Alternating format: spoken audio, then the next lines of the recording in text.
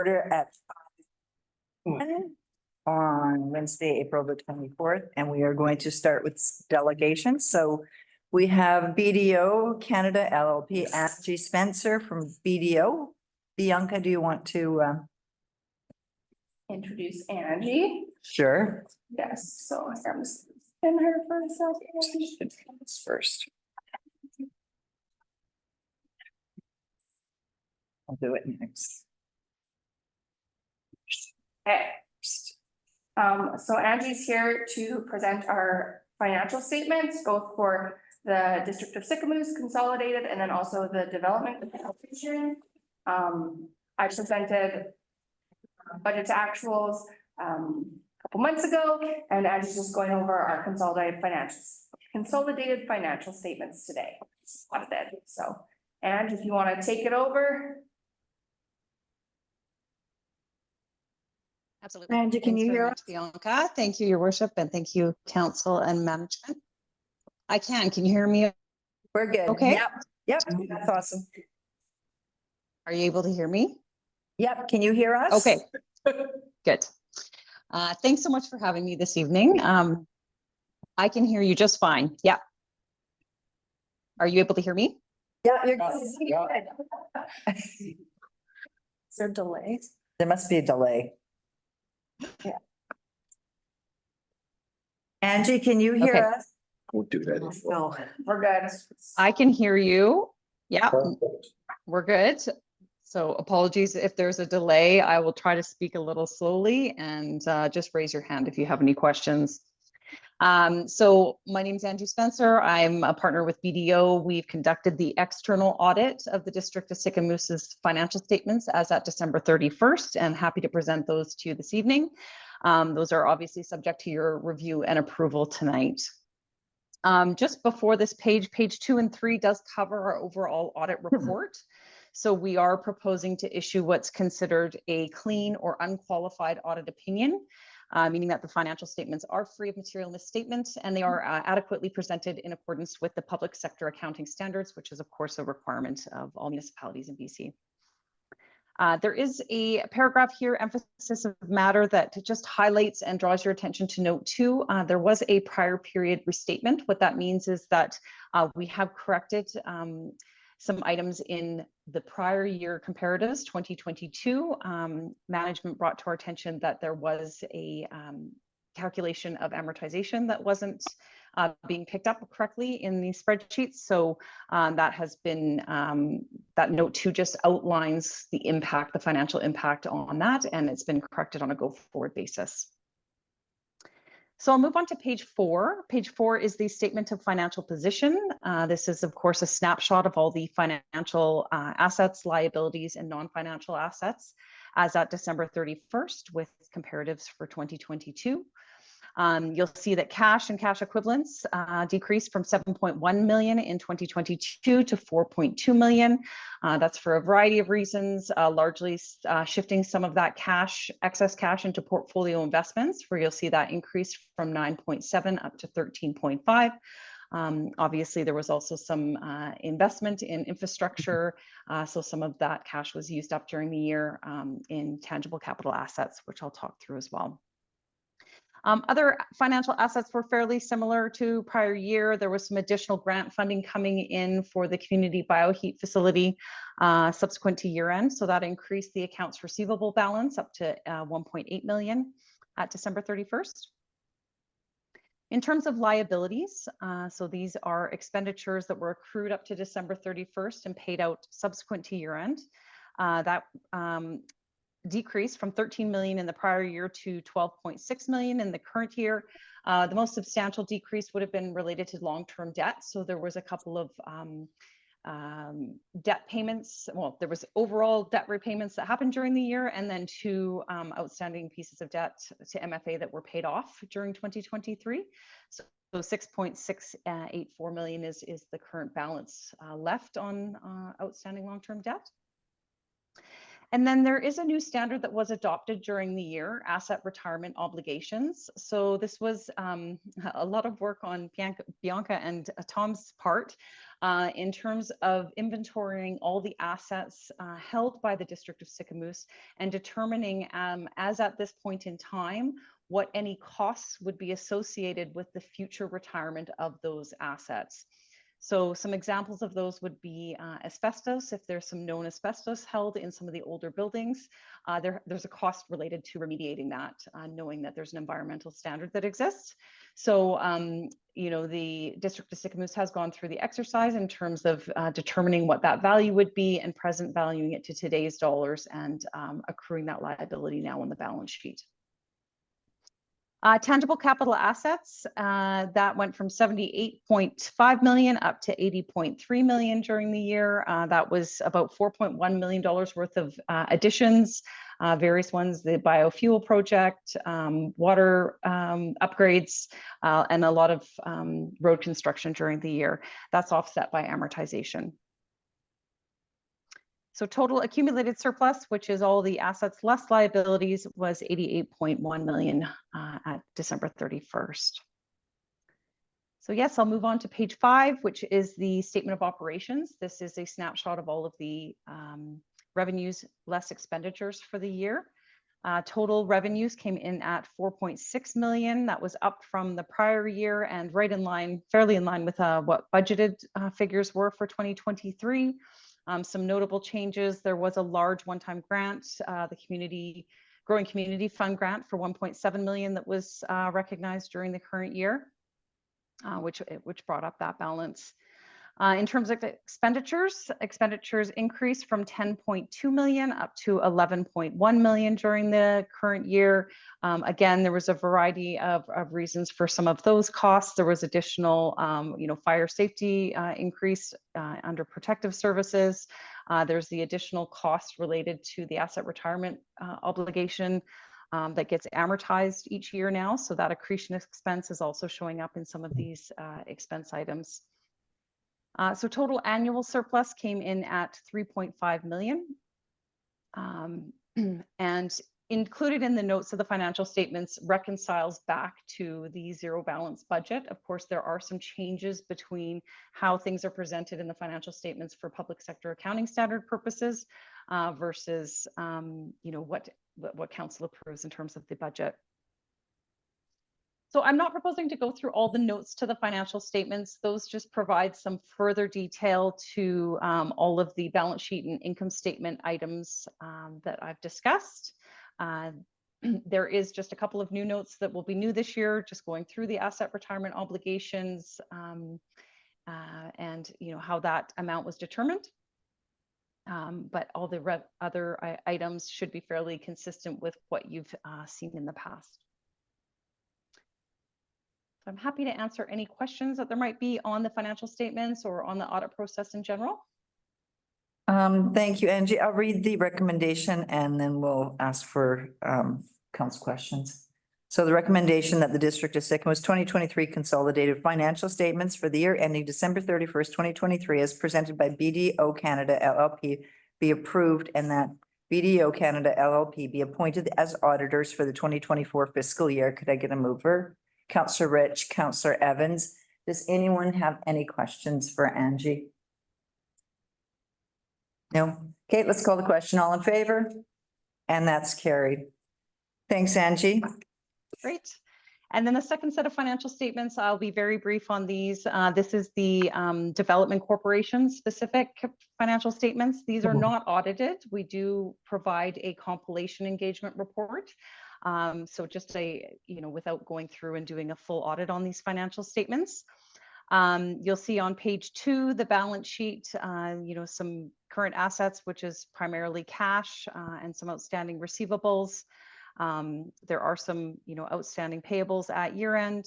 But I think where page 3, we can flip to Bianca, just goes through the revenue expenditures. This is primarily the revenue sources are the contract with the District of Sicamous providing the contract service funding. And then of course the MRDT tax that flows through this entity and is spent specifically on those projects and tourism initiatives. So total net income for the year came in at 31,504. Keep in mind, there is some deferred revenue. MRDT is very specific on what those are used for. So there are some funds available that will be spent on those initiatives in future years. And that's all I have on my report today. Thanks.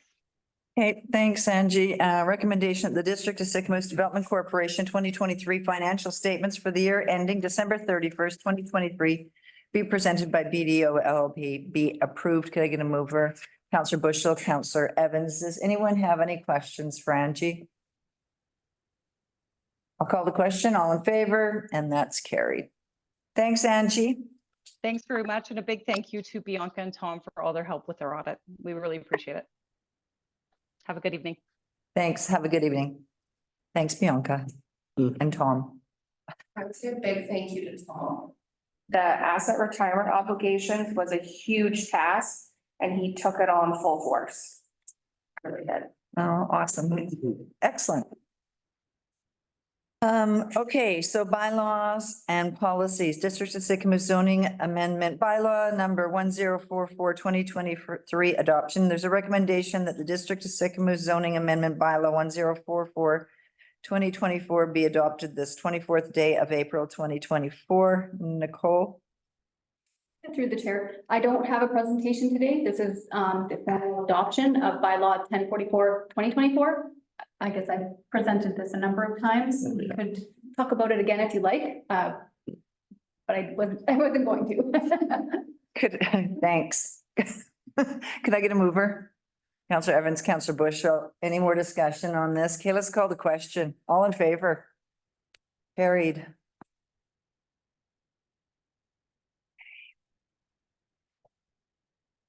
Okay, District of Sycamoose tax rates bylaw number 1067 2024 first, second, and third reading. There's a recommendation the District of Sycamoose tax rates bylaw number 1067 2024 be given first, second, and third reading this 24th day of April 2024. Could I get a mover?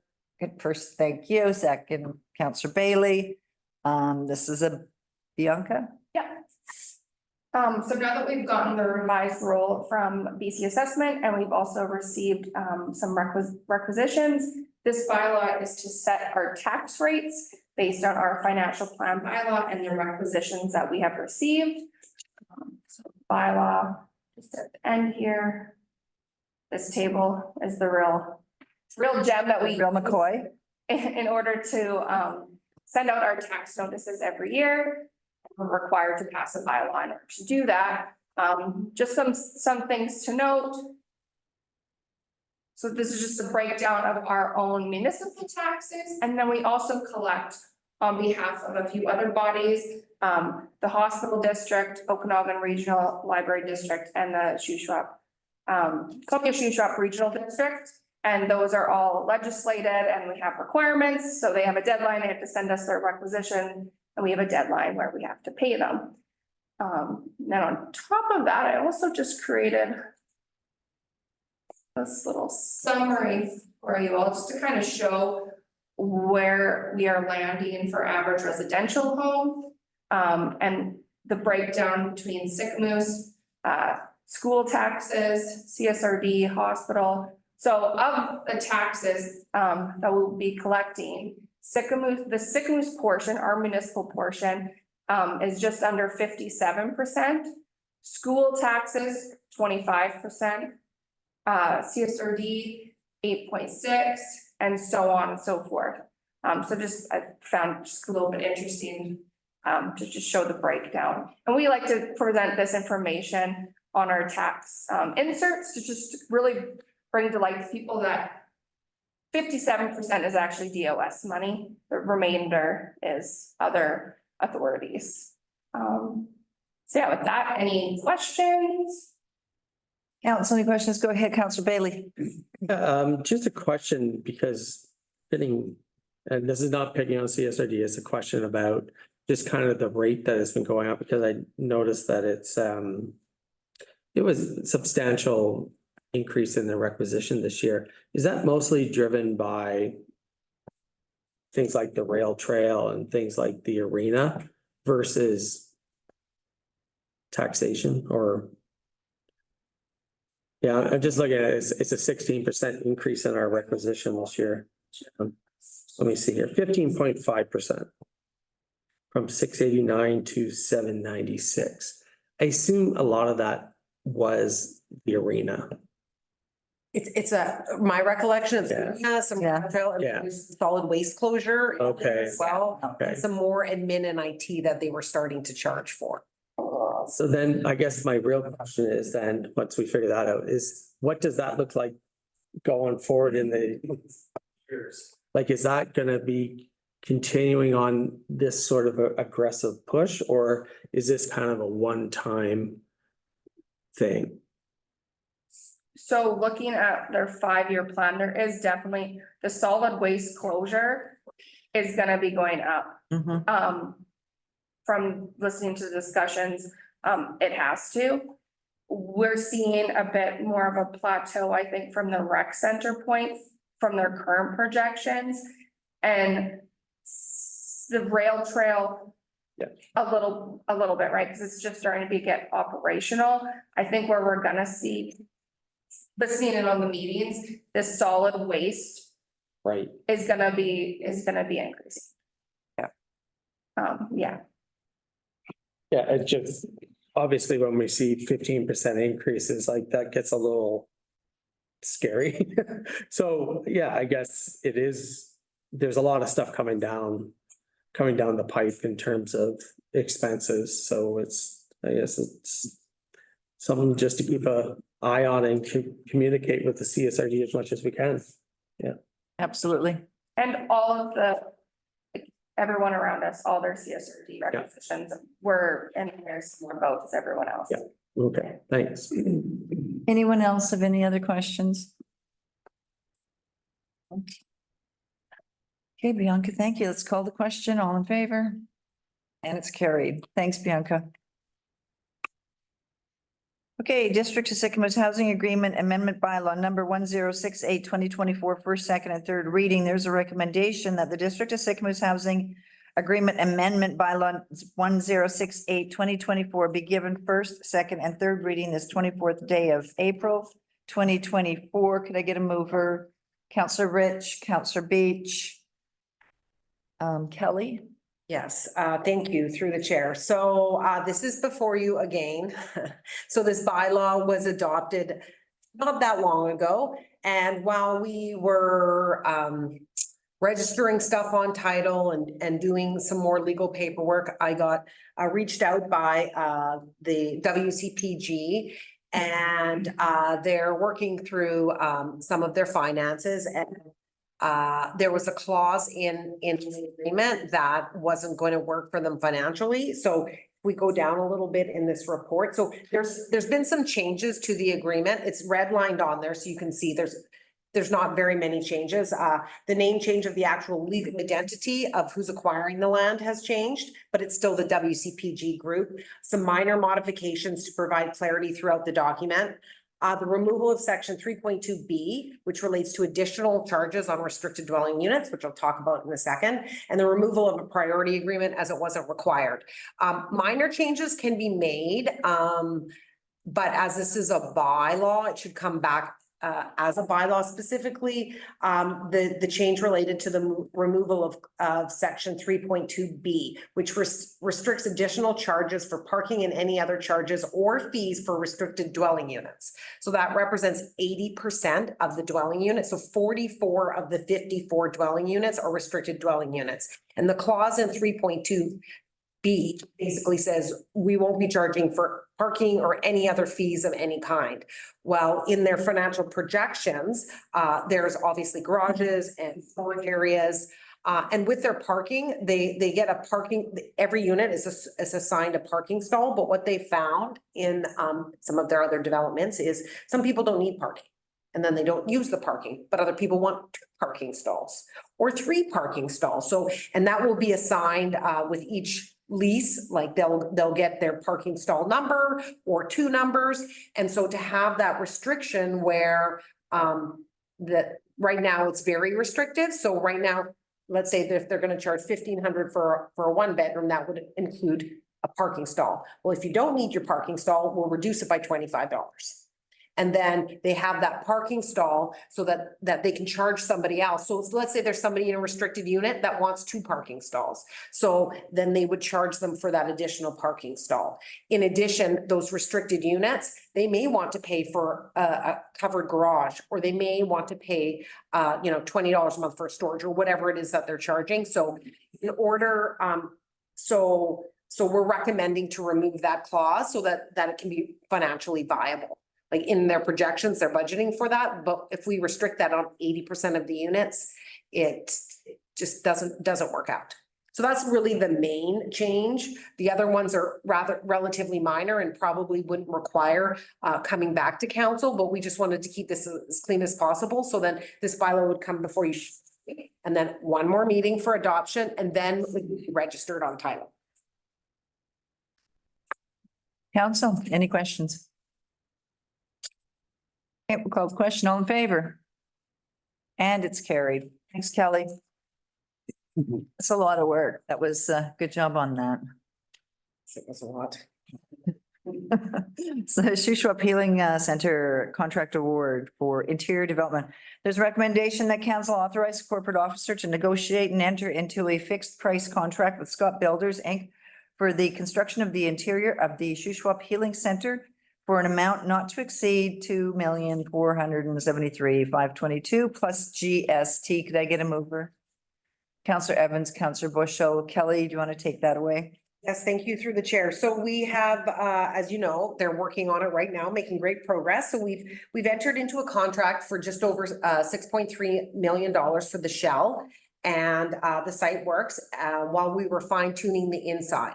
So is everything sorted in the inside? No, but we to a point where we can get in a pretty locked price in. Will there be some change orders? Yes, but we wanted to make sure that we were within the original proposed budgeted amount. So originally, in our budget, we have $10 million and $12, I think, for our total budgeted construction amount inside and outside for that building. So this would take us in just under that. So we are within our amount. I think it was 2.725 and they came in at 2.473. So I haven't entered into the contract yet. This will authorize me and I will be negotiating to see where we can maybe trim. Brian and I have a meeting on Friday with Scott Builders to go through the details line by line to see if there's any areas where we can trim that down even further, because there will be things as we start building that we might want to add on and do a little change order here or there. So we're going to try to bring that down, but I feel very confident with the price, and I'm happy where it has come in, because we're asking for a lot in that inside. So I feel really good at where they came in, and yeah, I'm looking forward to getting this all buttoned up. In addition to this 10 million, we also have another 680,000 carried in the budget for fridges, equipment, furniture, all that kind of stuff, which is funded from our equipment reserve. So that also is in addition to this, but that we will sort out. We don't have a list of stuff yet, but we'll get there. Awesome. Okay, Councillor Beach. Just a question through the chair. Kelly, I know that at one point, I had asked if we knew whether or not the building would be able to hold solar on the rooftop. What became of that? Did we have a? Go ahead, Kim. Yeah, I needed to make a quick decision on that. So we did get a quote on it for 38,000. So that was to ensure that the trusses and could hold putting on solar panels in the future. And so and because the trusses, there's a long order on that, and they were hurrying up to make that decision. So I green lighted it. So we will have the ability to add solar in the future if we need it. We're not putting in solar now. No, I know. And we're funding that because we just received $178,000 from the Climate Action Fund. And so we're able to fund that additional that and not through our original $10 million budget. But yeah, we have decided that it just makes sense to have that option there. And then down the road, when we can get some other funding and green money for that additions, we're setting it up so you can add that. Yes. Perfect. Thanks, Kelly. Gord. Through the chair, Kelly, I know how well you budget things and keep an eye on things. With that grant money, would you be able to get a flag pole for? Thanks. On that, but I mean. Any other comments and questions? Curious. Sorry? How much did the flagpole cost? Do we know? We I would think, don't know. I'll have to defer to Daryl on that. We don't know. I'll take it as an information request. Anyone, any other comments or questions? Okay, let's call the question. All in favor? And that's carried. Thank you. Thanks, Kelly. Okay, we have a latecomer agreement addendum with Brandette Well Services. There's a recommendation that council authorize the mayor and corporate officer to execute an addendum to a latecomer agreement with Brandette Well Services Limited as presented on this 24th day of April 2024. Could I get a mover? Councillor Evans, Councillor Bushel. Kelly, do you want to Yeah, talk about this. Yes, through the chair. So this has been open for a while now. So there is a latecomer agreement, I believe, originally signed February 27th of 2014. So Brandette Well Servicing brought water services over by on Mervyn Road where Sycamoose Houseboats is operating, and more on that upland piece, like not near the water. And there is a latecomer agreement for that saying, hey, if anybody hooks up on there, you have to pay us X amount of money. It was based on residential building permits, 350 residential units, and the collection was on the building permit. Well, now the use of that land has changed. It's now no longer 350 residential units, it's 50 campsites. That's what they're proposing. And with the campsite, they're not building anything, so there's no building permit mechanism to collect that latecomer fee. In addition, there's only about a year left in that latecomer agreement before it expires. So it was recommended that Brandette Well Servicing and Checkpoint get together, because there is some benefit to that water being there. And so they could agree together on a mutually satisfied amount. And within the agreement is a proposal signed by the owner of Brandette Well Servicing. I also phoned him to verbally confirm that he was happy with this proposal. And it actually happened to be on his birthday. And he said, yes, he was. So I just wanted to double verify. I know he signed the proposal. So this will put something to bed that's been outstanding for a while. And so I'm really happy that we could get a mutually agreed upon amount that both parties were satisfied with. And this will be prior to the issuance of the business license for operating up there. So the money will come to us from Checkpoint, and then we will, prior to issuing the business license, and then it will then get forwarded on to Brandette Well Servicing. Any questions, council? This is about time, hey? This is long haul. All in favor? Thank you. Carried. Strata title conversion, 1721 Hillier Road East. Recommendation that council approve the strata title conversion application for the property legally described as strata lot 112, section 6, township 22, range 7, west of the 6th meridian, Kamloops Division, Yale District. Strata plan EPS 313, together with an interest in the common property in proportion to the unit entitlement of the strata lot as shown on Form V 11721 Hillier Road East.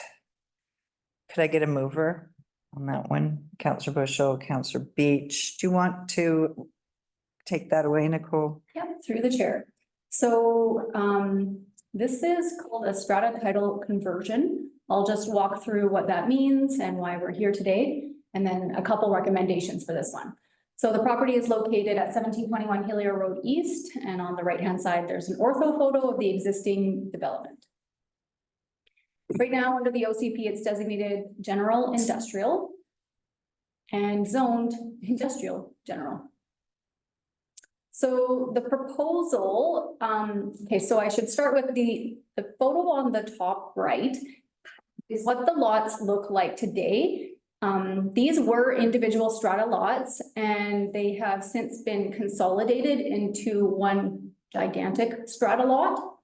And the proposal today is on the left, breaking those back into individual strata lots.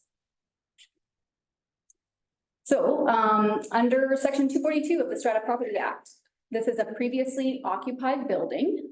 They're rented industrial, storage units. So a previously occupied building may be converted into strata lots. And the approving authority for these applications is the local government, which is council. Council can delegate the authority to review these applications to the approving officer, but the District of Sicamous hasn't done that. And so that's why we're here today looking at something that is very much like a subdivision. So for industrial and commercial buildings, the approving authorities, so council, has to consider the life expectancy of the building, projected major increases in maintenance costs due to the condition of the building, and pretty much anything else. It's pretty vague. So I asked the owner about the building maintenance, and so they let us know that all the units have been under the control of the strata for maintenance and insurance. And they have a budgeted long-term to deal with any maintenance issues. And the lifespan of the building is 30 years, and they have a plan in place for maintenance. And so a couple other things that the approving authority council has to consider is that they must not approve this type of strata plan unless the building substantially complies with the applicable bylaws of the municipality. So we got to take a look at our zoning. And then the approving authority must not approve the strata plan unless the building substantially complies with the Building Act. So we have to do a little building review.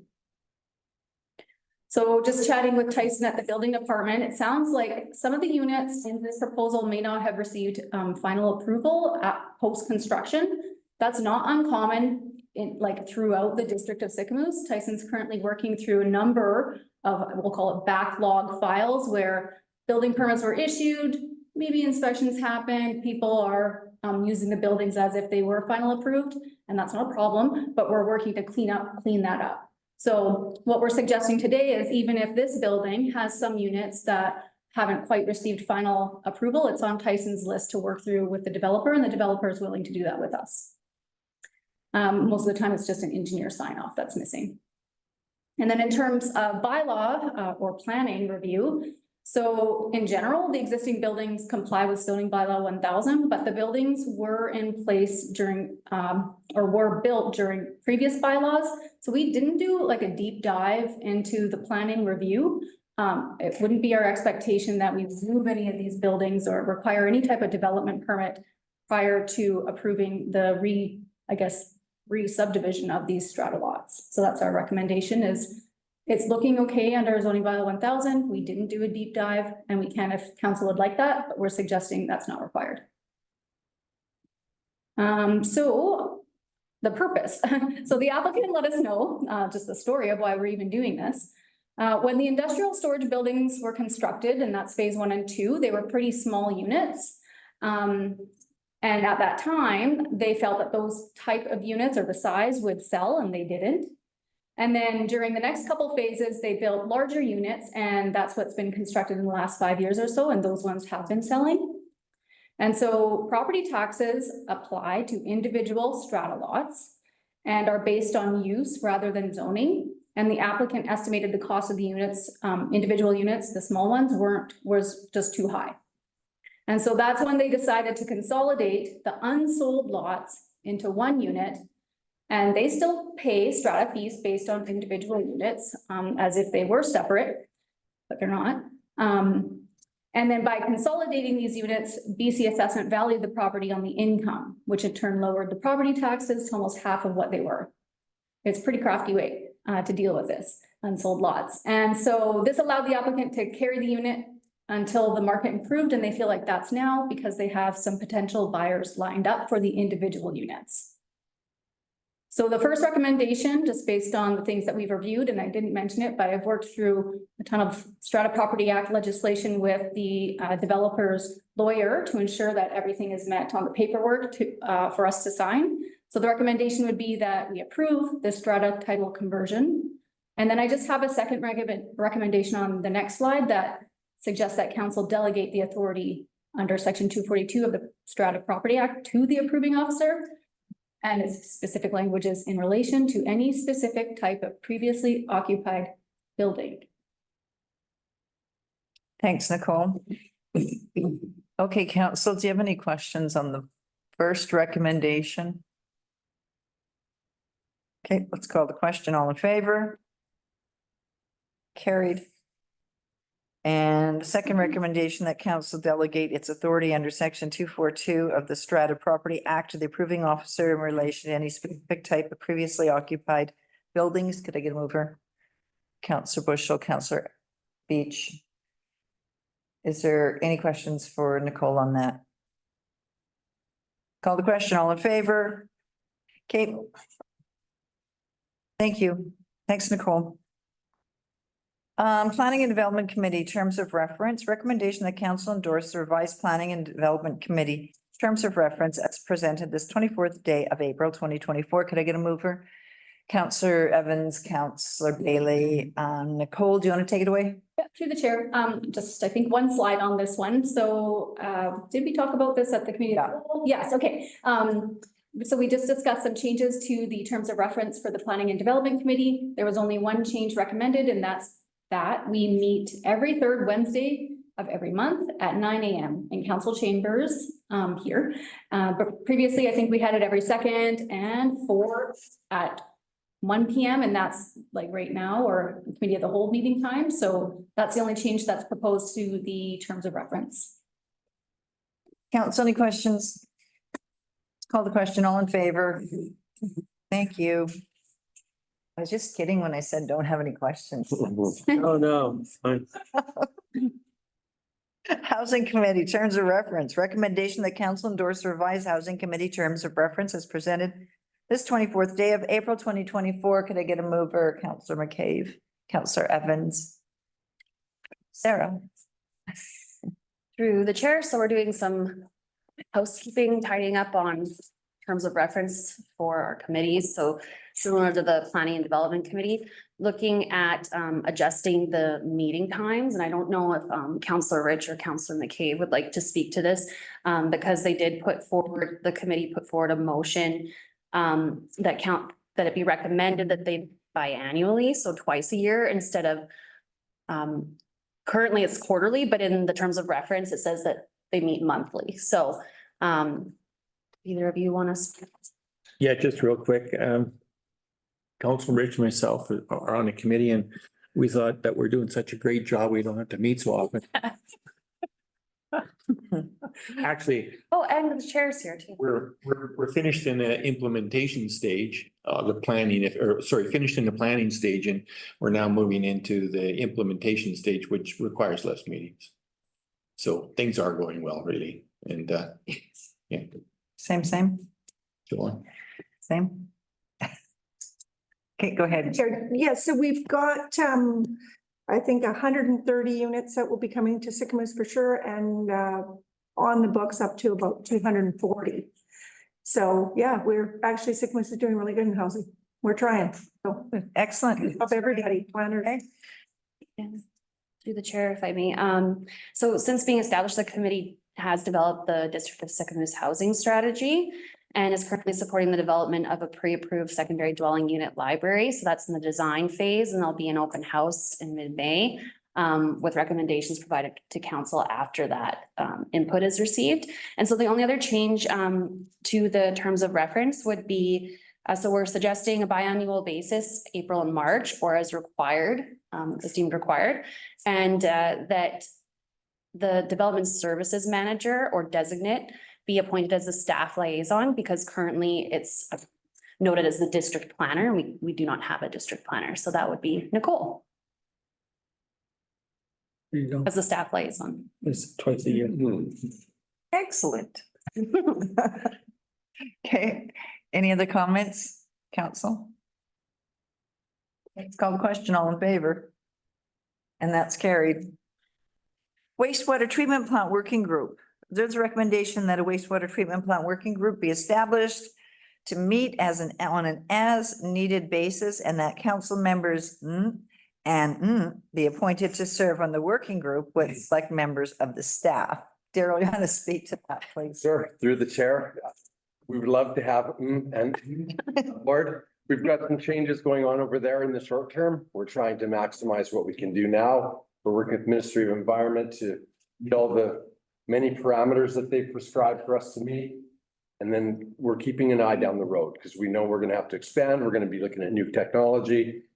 And there's a lot of new stuff out there. And it's expensive and it's a big impact on this community. Got some really great staff over there that know their stuff. And we're meeting and we've got outside help with an engineer. But there's things to assess and there's things to balance in terms of cost and technology. And I would like to formulate a bit of a working group or a steering committee so we could get into the group and we can have some input from council. Okay, that sounds great. Could I get a mover on this? I didn't pick one up. You're the chair, you don't have to until you guys decide. I guess. Okay, so that can go Yeah. next. So do I have anyone volunteering as a first? Counselor Beach? Yes, I'd love to work with wastewater. Excellent. Counselor Evans? I can volunteer if nobody else wants to.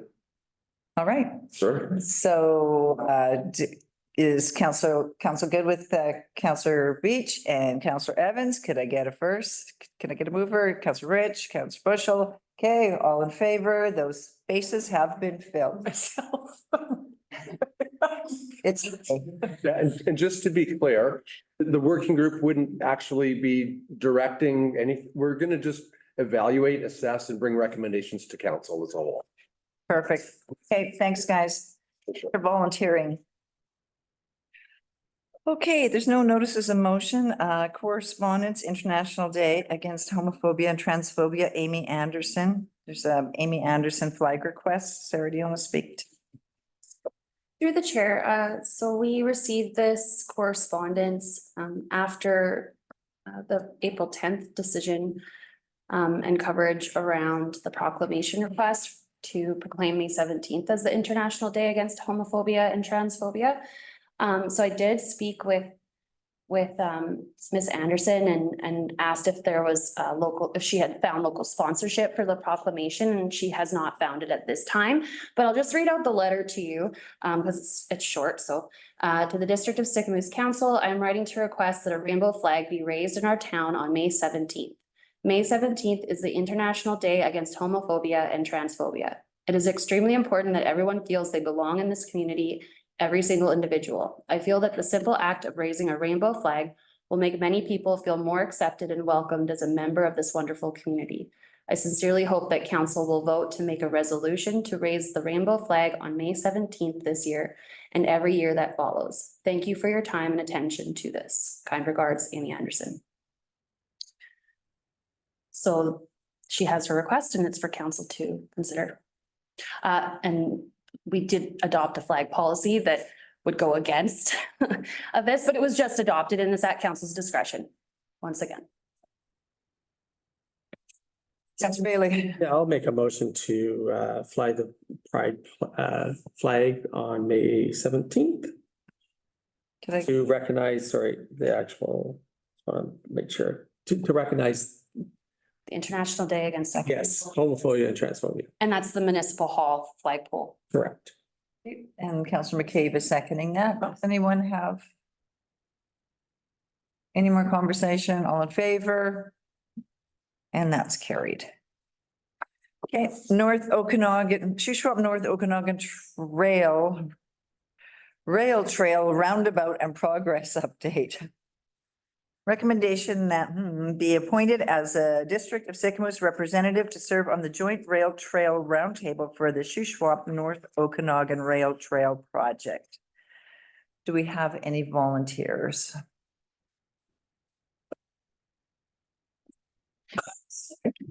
Oh, sorry, through the chair. I was just gonna note that, so this is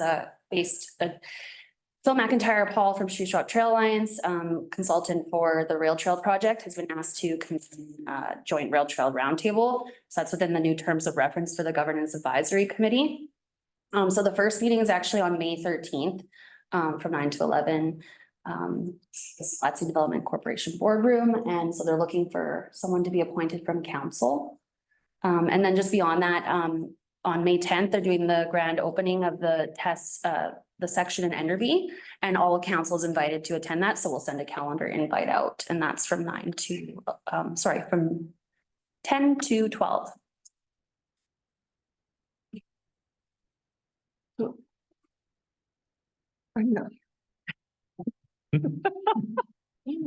I would be interested in sitting on the round table.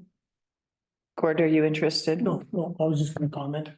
Go ahead. Yeah, I think it's great. They're gonna, kind of spark up the roundtable again, because that's the reason why we got in this position, because we went a whole year without any information, so it's really good that they're doing this, and I thought it'd be great if Siobhan or, you almost need an alternate. Yeah, Yeah. or an alternate, yeah. I can be an alternate. Okay. Okay, so Pam, you're good with that? Okay, gonna call the question. All in favor? Carried. Okay. Plaque request for Daisy the town bear. Through the chair. Sure. I like this one. So the bear, bear carving on Main Street is right out front of 425 Main. And it's completed by a local artist. I'm sorry, I don't have his name. I don't know if anyone else knows. Sorry?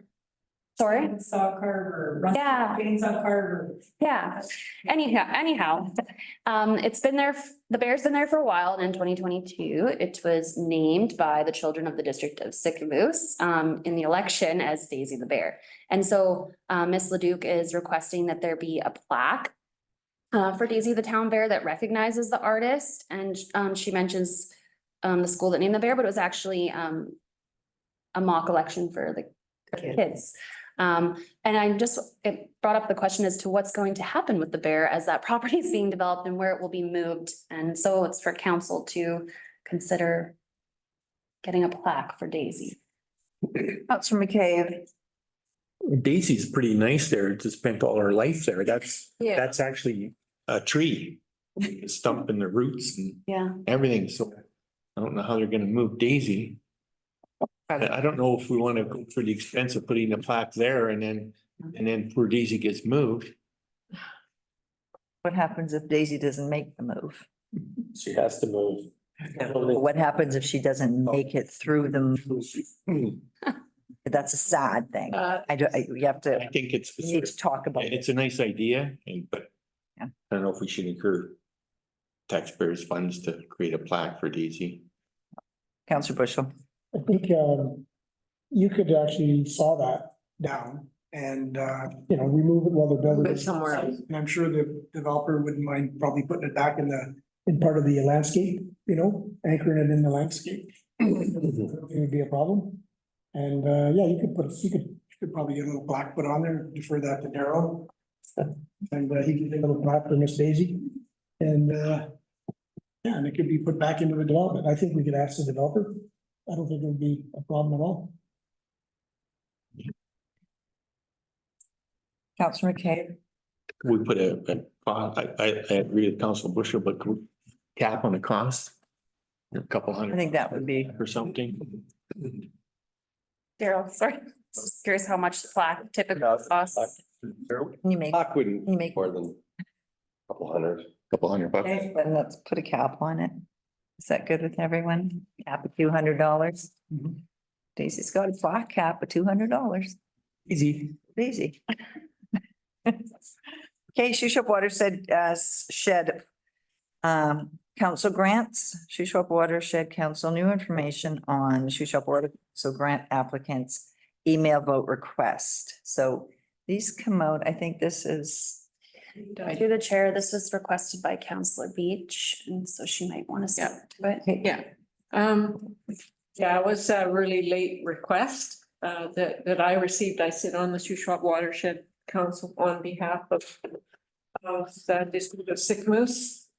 And just very quickly, of course, their referendum for taxation was turned down. So this is these are grants that they have been giving out successfully to agriculture to help them protect, keep their grazing cattle on dairy farms and away from the water, from the rivers edge and contamination of the water and consequently our lakes.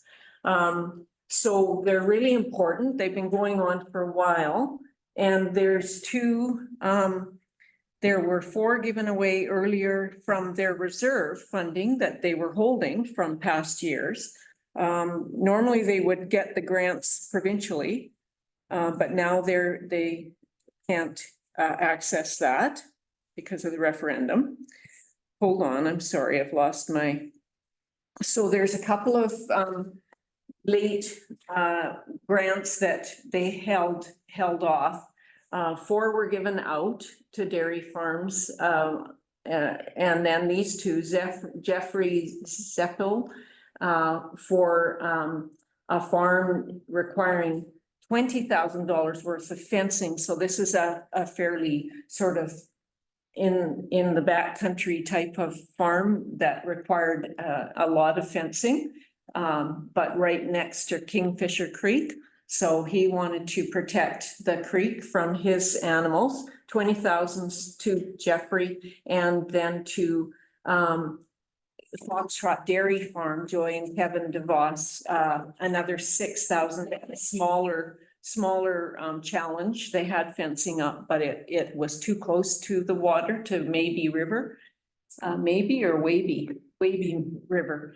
And so they wanted to put in a second fence and push their animals back. So there's been a lot of work that the Shuswap Water Quality grants have been supporting, protecting our lakes and our water, our streams from phosphorus out of the farms. So really important work, and that's what this is about. They've asked for approval because we do provide financial assistance. The District of Sicamous does, and so any municipality that is providing financial assistance, they just want their approval on these 2 grants. They're wanting to give out from their reserve funds.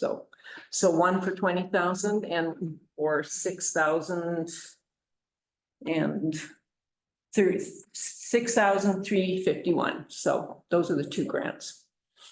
So these are the 2 that are in reserve, still in budget from left, That they had held off on, and now they want to disperse them, but they want our approval. Or they won't probably have any more grants, depending on the direction. I'm not clear on what's left. They're operating on reserve funds right now, but they've expanded their draw, so they've got the 2 regional districts now supporting all of this work as well. So I think they're trying to create another financial network. So anyways, these ones they would like to disperse, and they have the grant money to go out. They just need our approval by Friday. So I guess I move that we approve these 2 grants, or approve their dispersal of these grant monies. Malcolm, you're seconding that. Councillor Rich, you have some comments? No, I was just wondering if, what grants have come in our area? Do you know? I know that there have been grants out in the Malacqua area. There's quite a span of Shuswap grants, and as I said, now we've got Kamloops has come in, and so we've expanded the regions, and so more money is going to be coming in to support the work that the Shuswap Water Quality does, or Water Council does. And but yeah, I think Malacqua, we've got a farm out there that has gotten grant money. They have to apply for it, and they have to meet the requirements to actually get these grants. Councillor Bushel. Yeah, through the chair, I forwarded the same grant to Jake DeWitt as well, because it would have applied to his farm. And I know there is a place in Malacqua that did get a grant from it. I think, I support it because this is our drinking water. Oh, absolutely. And, both Kingfisher and Robbie flow into the Shuswap. Yeah. And they have, those ranchers are having issues with erosion and they keep staying with it. Okay, so any other comments? Okay, let's call question. All in favor? Okay, carried. Thank you, Pam. Okay, correspondence for information. Does anyone want to speak to any of the correspondence that we received? Councillor Evans, go ahead. Yeah, I have several friends that have been struggling with fibromyalgia for a long time, so I'd like to ask that we light up the roundabout in purple on May 12th. Or I think I have the right date. Yeah, until dawn on May 13th, yeah. Go ahead, The Sarah. chair, I believe Daryl already has Yeah. that scheduled. It's at the discretion of the operations manager under our correspondence policy. And then we just put it on the agenda for information. So Yeah, scheduled. it is, okay. There we go. Anything else that anyone wants to discuss in correspondence? Go ahead, Councillor Bushel. Just the last one there, conversation report. I did see in the newspaper that I think there's I think the CSRD or somebody's putting on a presentation at the Salmore Theater in San Bernardino about the big fire they had over there. And I think it's open to the public and everything, but it looked like really informative. You know, might be, I never thought about it to talk to Chief Lorenzo, that maybe, if you can't attend, it would be nice to have a staff member attend. But I can't remember what day it is, but I just thought I'd bring that up. It's in the local paper. It's coming up pretty quick. Hey, you, Councillor Beach. Yeah, I do want to speak to the bushfire. I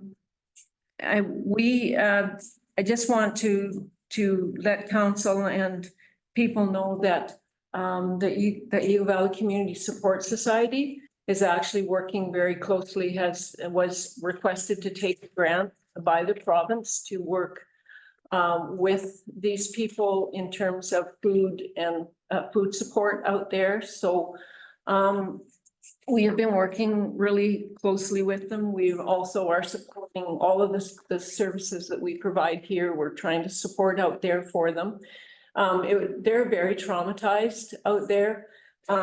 So it's been quite a thing for us to be able to go out there and extend all of our services to these people and help them recover from this.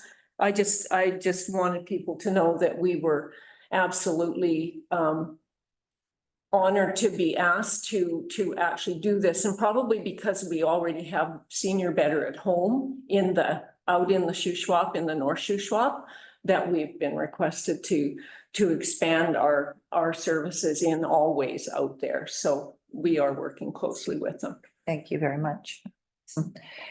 Okay, moving along, the committee and regional district reports. Does anyone have any comments on any of the reports that are attached? No, okay, we're good. External committees or CSRD? Okay, we're gonna go to public input then. Any questions from the gallery? Go ahead, Mary. I just like to say, Nicole, for using your mic. She did really good, hey? Okay, thanks. And Sally and. Sorry, Now you come through very good. Okay, we speak. Do they ever? Anyone online that's got any questions? Who, Deb? Hey, Deb, go ahead. Hey, guys, I know Gord already mentioned it in your cow, but just to let you know, I've got about 40 people signed up for the community cleanup and flower bed tune-up on Saturday. I'm driving out first thing Friday morning, so I'll be there for all of it. The Legion is supplying the lunch yet again, and we've got some good support from some of our local service groups. So it looks like it's going to be a good event. The weather looks like it's going to be great. So. Awesome, thanks. Anyone have any questions for Deb? Comments? Gordon? No, just Deb, I forgot to thank Anchors and Bayview Homes for supplying work trailers for the weekend. Yeah, you bet. And I'm doing up, as we speak, I'm writing up my update to all of the participants, and I'm going to be sure to recognize those guys in that. And Campton is going to be part of the cleanup, so I'm keeping her posted on things. So we'll be sure that we recognize everybody after this is done. Excellent. Thanks, Deb. Thank you. Okay. Sarah? Sorry, through the chair. So we're not adjourning because we're gonna move back in camera. Correct. Okay, so We're gonna move in camera. we're moving in back in camera.